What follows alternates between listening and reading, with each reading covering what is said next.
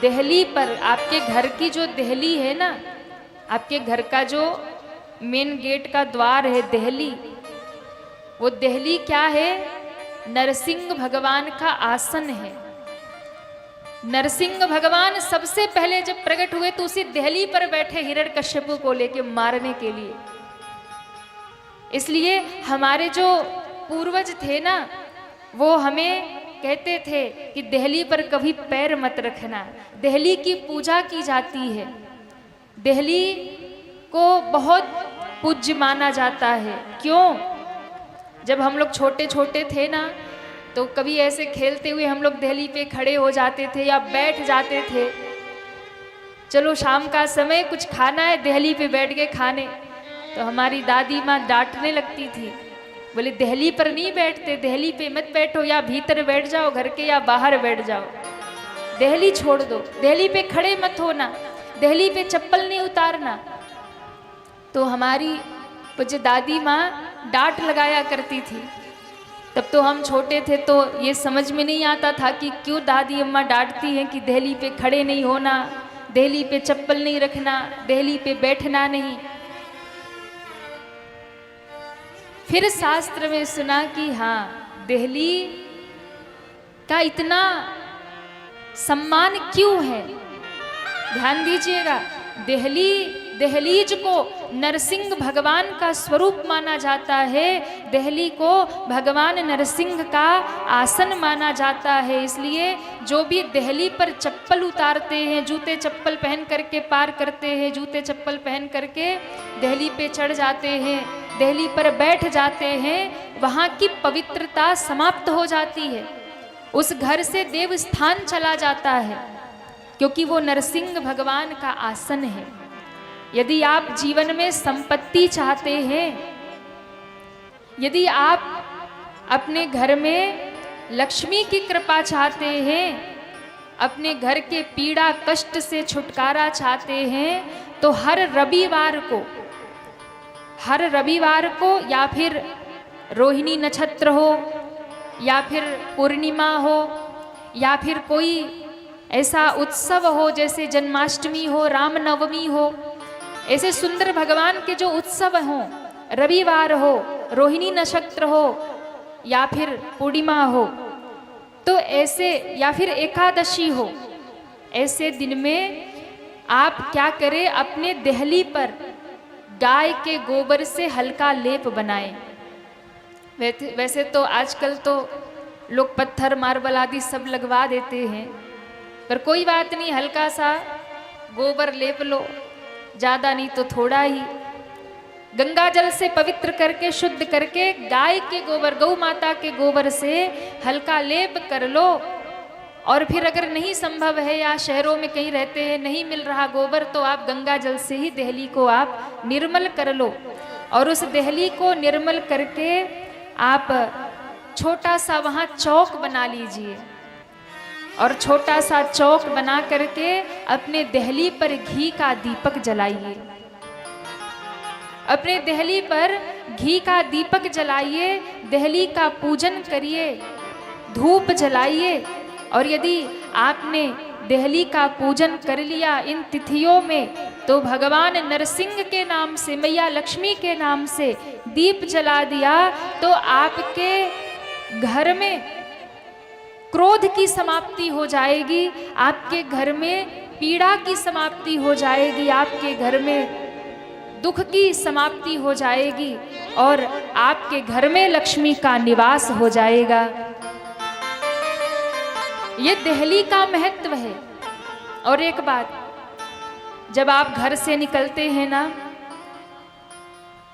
घर से जब आप कहीं यात्रा पे जा रहे हैं, किसी अच्छे काम के लिए जा रहे हैं, और आपको यदि रास्ते में भय लगता है कि कहीं एक्सीडेंट ना हो जाए, कहीं कोई दुर्घटना ना हो जाए, ऐसी यदि आपको अकाल मृत्यु का भय यदि सताता हो, आपको यदि भय सता रहा हो कि कहीं कोई दुर्घटना ना हो, हम बाहर जा रहे हैं, कहीं एक्सीडेंट ना हो जाए, कहीं कुछ हो ना जाए, अगर ऐसा आपको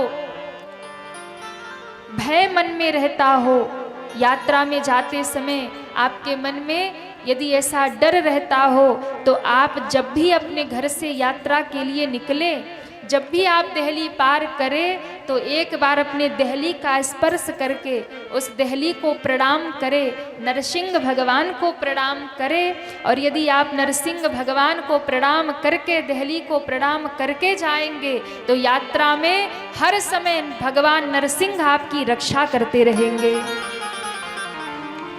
अकाल मृत्यु से आपको बचाते रहेंगे। नरसिंह भगवान आपकी सुरक्षा करेंगे, आपकी रक्षा करेंगे, कोई घटना दुर्घटना आपके साथ घटित नहीं होगी। नरसिंह भगवान बड़े रक्षक हैं भक्तों के। अपने भगवान नरसिंह को अपने भक्त बड़े प्रिय हैं, इसलिए नरसिंह भगवान का आशीर्वाद लेकर पूर्व काल में माताएं जब दिल्ली पार करती थी, कहीं मायके जाती थी तो दिल्ली को प्रणाम करके जाती, आती तो दिल्ली को स्पर्श करके ही घर में आती। तो ये दिल्ली का क्या महत्व है, यही हमारे शास्त्रों में बताया कि ये दिल्ली का यही महत्व है। यदि आप अपनी रक्षा सुरक्षा चाहते हैं तो घर से जाते समय और घर में आते समय अपने दिल्ली को स्पर्श करके प्रणाम करिए, क्योंकि वो नरसिंह भगवान का आसन है, वहाँ नरसिंह भगवान विराजते हैं। यदि उनको स्पर्श करके प्रणाम करके आप कहीं भी आएंगे जाएंगे तो नरसिंह भगवान सदैव आपकी रक्षा करते ही रहेंगे। और हो सके तो नित्य अपनी दिल्ली पर प्रातः दिल्ली को साफ सुथरा करके, वैसे तो नित्य ही द्वार साफ करना चाहिए, और अपने द्वार पे दीप रखिए, दिल्ली पर संध्या के समय दीप रखिए। इससे माता लक्ष्मी अत्यंत प्रसन्न होती हैं, भगवान नरसिंह की भी कृपा आपको प्राप्त होती है। हर प्रकार से आपके घर की रक्षा नरसिंह भगवान करते हैं। तो ये हमारे शास्त्रों में महत्व है हर चीज का, भगवान अपने भक्त की रक्षा करते हैं। ब्रजवासियों की भगवान ने जब रक्षा करी ना, तो कहते हैं एक दिन नंद बाबा एकादशी का व्रत करते हैं, आधी रात को लगा कि भोर हो गई है, यमुना में स्नान करने चले गए। यमुना जी में डुबकी लगाए तो वरुण देवता के दो दूत आए, नंद बाबा को पकड़ के ले गए, वरुण लोक में बांध दिया, बंधक बना लिया। दो चार ग्वाल बाल बाबा के साथ गए थे, खड़े थे। बाबा ने डुबकी लगाई तो बाहर निकल के आए नहीं। ग्वाल बालों को लगा कि बाबा डूब गए, दौड़े दौड़े कन्हैया के पास आए, बोले कन्हैया कन्हैया बाबा तो जमुना जी में डूब गए। क्या हुआ? बोले उनके कपड़े बाहर, जूते बाहर, बाबा गायब हैं, डुबकी लगाई बाहर आए नहीं। कन्हैया ने कहा हमें देखना होगा। भगवान ने भी डुबकी लगाई और डुबकी लगा के सीधे वरुण लोक में पहुंच गए। वरुण लोक में जाते ही तो भगवान कन्हैया के चतुर्भुज हो गए कन्हैया, और जब चतुर्भुज हो गए तो शंख चक्र गदा पद्म धारण किए। जैसे ही भगवान पहुंचे, वरुण देवता ने देखा स्वयं भगवान आ गए, आसन पे बिठा के आरती करने लगे। वरुण देवता से भगवान ने कहा हमारी तो आप आरती कर रहे हैं, पर हमारे पिताजी को बंधक बना के रखा है। तुरंत हाथ जोड़ लिया, महाराज ये आपके पिता हैं, हमें पता नहीं था, पर हाँ इन्होंने अपराध किया। आधी रात को यमुना में डुबकी लगाए, हमारे दूत इनको पकड़ लाए, पर इन्हें पता नहीं था ये आपके पिता हैं। हम इन्हें अभी मुक्त करते, तुरंत बंधन मुक्त करके प्रणाम करने लगे। हम इन्हें अभी आपके सामने मुक्त कर रहे, प्रभु हमें क्षमा करिए। भगवान मुस्कुराए। भगवान ने कहा देखो हम तुमसे प्रसन्न हैं वरुण देवता। क्यों? आपने अपना धर्म निभाया, आपने अपना नियम निभाया। भले ही वो मेरे पिता थे, पर उन्होंने यदि शास्त्र का नियम भंग किया तो उन्हें भी दंड मिला। यानी अर्धरात्रि में नदी में सरोवर में स्नान करना वर्जित है। अर्धरात्रि में कभी भी नदी में स्नान नहीं करना चाहिए, क्योंकि नदियां भी विश्राम करती हैं, सोती हैं, प्रकृति सोती है। किसी भी तीर्थ में जाइए और उस तीर्थ में पवित्र नदियों में जब संध्या में आरती हो जाती है, जैसे गंगा जी आप जाइए तो गंगा आरती होती है हमारे काशी जी में, यमुना आरती होती है, जहाँ जहाँ भी तीर्थ है वहाँ वहाँ तो आरती होती ही है। आरती हो जाए इसका मतलब अब वो जो गंगा मैया है, यमुना मैया है, नर्मदा मैया, वो विश्राम में चली गई। अब उनका स्पर्श मत करिए, अब पूजन मत करिए, अब वो विश्राम कर रहे हैं, स्पर्श नहीं करिए। तो अर्धरात्रि में स्नान वर्जित है। अर्धरात्रि में वृक्ष से पुष्प मत तोड़िए, या रात्रि में संध्या सूर्यास्त होने के बाद पुष्प पत्र फल नहीं तोड़ने चाहिए। कई बार माताएं क्या करती है, संध्या में कोई पूजन करना हो और दिन रहते पुष्प उतारना भूल गई तो रात में ही तोड़ लाती हैं। ऐसा नहीं करना, क्योंकि आपको पुण्य की जगह पाप लग जाएगा, दोष लग जाएगा। वृक्ष, प्रकृति विश्राम करती है, सो जाती है प्रकृति सूर्यास्त के बाद। इसलिए सूर्यास्त के बाद ना तो वृक्ष से पत्ते तोड़िए, ना फल तोड़िए, ना पुष्प तोड़िए, कुछ भी नहीं तोड़ना चाहिए। ना बेल पत्र, ना तुलसी पत्र, ना पुष्प, ना कोई फल, ना किसी भी वृक्ष का पत्ता मत तोड़िए। अगर आपने तोड़ लिया तो आपको अपराध लगेगा, दोष लगेगा।